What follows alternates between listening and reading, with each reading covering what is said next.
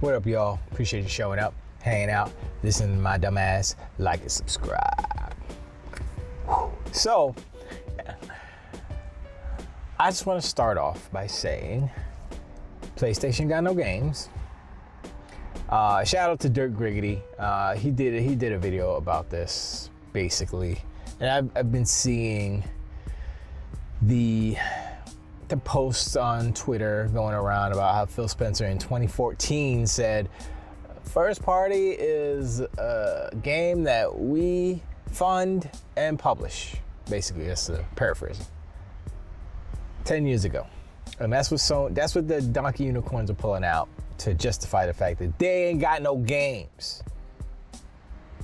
So, they got no games, they got no leader. They're leaderless with no games. I mean, think about that. Think about how the market leader has no leader, directionless, and no games. No first-party games. And now people are saying, oh, but The Last of Us 2 remake is no. Remakes and remasters don't count as new games. Not the way that Sony does it. I mean, you could make an argument for what Capcom does with the Resident Evil joints. You could make an argument. But Sony doesn't do that. Sony doesn't build it from the ground up, as they say. They try to say that, but that's not what they do. You know, Dark Souls was not that. They just made the graphics better. They used the same code from the PS3. Come on, son. I'm like, wow. And I was saying like, oh, Sony's creatively bankrupt, this and that and the third. And I was saying that loosely. I wasn't like, oh, this is here's all the instances where they're creatively bankrupt. I mean, you know, it was relevant at the time for whatever the topic was. But look at what they're doing. Their fix, their band-aid for not having games is to add a roguelite mode to their games. God of War got it. Last of Us got it. I'm like, huh? Really? This is what? And I mean, they may be pretty good and pretty cool, whatever, but they are swinging at everything. They're struggling to find any way to make these games last longer and to get more money out of their consumers. And look, Sean Layden said it back in the day. He said it years ago. He said it's unsustainable. Then they kicked him out. They fired him. Now they got Jim Ryan. Jim Ryan will fix everything. He made Sony Europe so much money. Yeah. And what did Jim Ryan do? Jim Ryan took what was a runaway train down the tracks, no brakes, and he set fire to the coal. Oh, this is an old train. He set fire to the coal compartment and jumped off with his 45,000 parachute. Think about what Jim Ryan did. I mean, honestly, he was right in what he was doing, but Sony has crafted this idea of what Sony is. This kind of notion that this is a Sony banger. This is a Sony AAA banger. This is what Sony makes. Anything else is not successful. I mean, look, you could look at the history, right? You could look at every game that doesn't have third-person, narrative-driven something in the game, failure. All of their multiplayer games, failure. I'm going to not count Gran Turismo, but I don't know how successful Gran Turismo is, but it's a legacy title, so we're gonna give them a pass. But you know, that's sure, we'll give it a pass. But anything else, you look at MAG, you look at Destruction All Stars, Battle Royale, you look at Sackboy. Was that multi? I think that was multiplayer. You look at Concrete Genie, you look at all these games, you look at Dreams. It's like, oh, Sony allows the studios to be creative, to create the creations of creativity, and then they close them down because they don't make the monies of the money. And you're like, Remember last gen, they were all praising Sony about they let the studios be creative, they let them cook, if you will. That's not happening anymore, because they ain't making no money. Man, Sony should have doubled down on indies, and they should have doubled down on just smaller games. It's like, if you have a business and you can't control your spending, your business isn't gonna last, because you can't make that money back. You're not making enough money to offset what you spend. And it's basic high school business, business 101. Like, yo, if you make this much, you wanna have a certain percentage back in profit, allocate that to operational costs plus profit plus, and I guess you can say operational costs go into, future projects and all that, whatever. And they just didn't do it. They didn't do it, or they relied on Call of Duty to keep that flow going. And they can't do that. And the ironic thing is that the better that Call of Duty does on PlayStation, it benefits Microsoft more than Sony does. So they can be like, oh, Call of Duty's selling so much, right? But, they get 30, Microsoft gets 70. So it's literally like a lose-lose situation for them, because they're like, yeah, we made this money, we need this money to make our games, and then they like have to give 70% to Microsoft, and they're like, I wish this was all ours. That was the whole point of Microsoft was doing. They're collecting. They're collecting all these studios, all these IPs, so they can have their own IPs, and they don't need to have a dry year like 2022. 2022 is dry only because, not because they don't have a lot of IPs and a lot of games in the works. It's just that COVID knocked stuff out, everything was moved, blah, blah, blah, right? The same reason why Sony has nothing for 2024. PlayStation has no games, because they blew their load 2020. From 2020 to 2022. And I'm not even gonna count 2023. That was the last spurt. Let's just be real.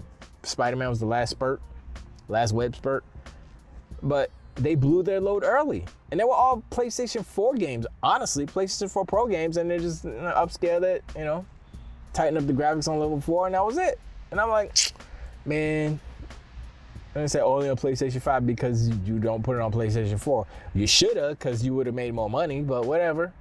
You want to try to sell consoles, but it doesn't help, and it doesn't work, and it doesn't, the stagnation of the engagement on your console is evident that most of those consoles are still scalped. Scalpers got them in wherever, and they're not connected.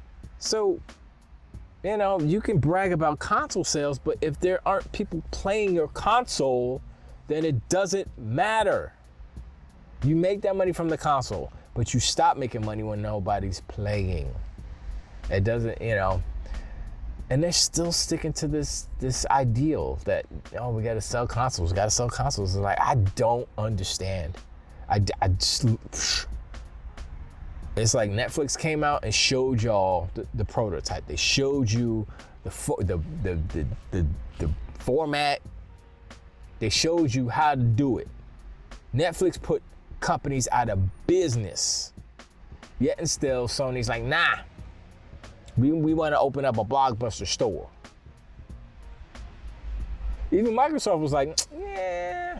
I think they still have the Microsoft stores around, like physical places, but they closed a whole bunch of them down. They're like, yeah, this ain't it, And they could afford to keep it open. And that's the thing about Microsoft, and why games like Grounded and all these other games are still in existence. Whereas if it were a PlayStation game, Grounded, it'd have been closed down years ago. They had to release it, nobody's playing it or whatever, blah, blah, blah. They don't support their games the same way. They don't support their games. That's why their games fail. That's why their games of service fail, because they don't support them, because they don't have the money to do it.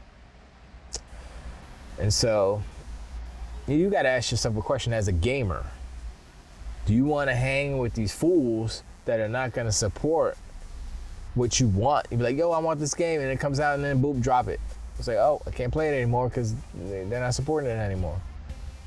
I mean, you could get a PlayStation 5 or 5 Pro, 6, whatever, and get it for the exclusives.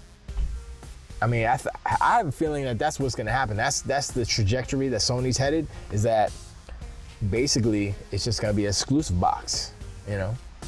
I mean, similar to the Switch, but the Switch is different because it is portable, you know? But their exclusives are so strong and they put out so many that you can't, it's undeniable, you know what I mean? So, and I think Microsoft, they've always kind of been in between Sony and Nintendo, like PlayStation and whatever Nintendo consoles out, because, you know, they kind of have a wide spectrum of games. They have like the young games for young people's kids and stuff, and they have the mature stuff. They have a nice variety.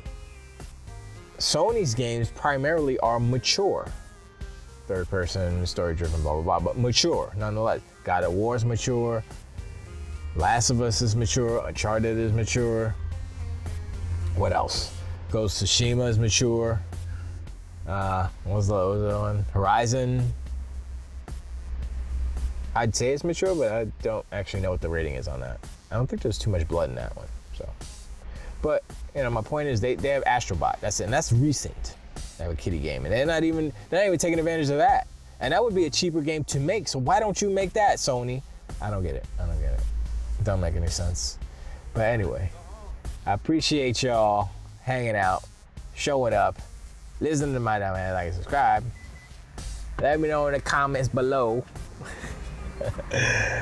what y'all think about the dilemma of the video game industry right now. Not the whole industry, but you know, there's a certain sector of ponies and Dr. Unicorns. What they gonna do? How are they gonna spin it? What are they gonna say about, oh, PlayStation got no games? We all know what that means. And it's literally, they got no games for next year. All these third-party games, that don't count. It don't count. And so, you know, I'm gonna just, maybe every day I'm gonna like find a new pony on Twitter, like, PlayStation got no games. Boop, tilt the weight. Next day, PlayStation got no games. The PlayStation got no game. If I do that every day for this whole year, 365 posts of PlayStation got no games, I would probably be banned. I mean, I would be blocked definitely from a lot of people, and I would be hated by a lot of ponies, but who cares, right? You know, they're clowns anyway. Trying to hang on to a W, trying to be the best, trying to be on the winning team. But you're not. That's the bad thing about it. But anyway, I appreciate y'all for real. And once again, I super doubly duperly appreciate y'all getting me over the 500 mark. I think it's 502 right now, which was just cool.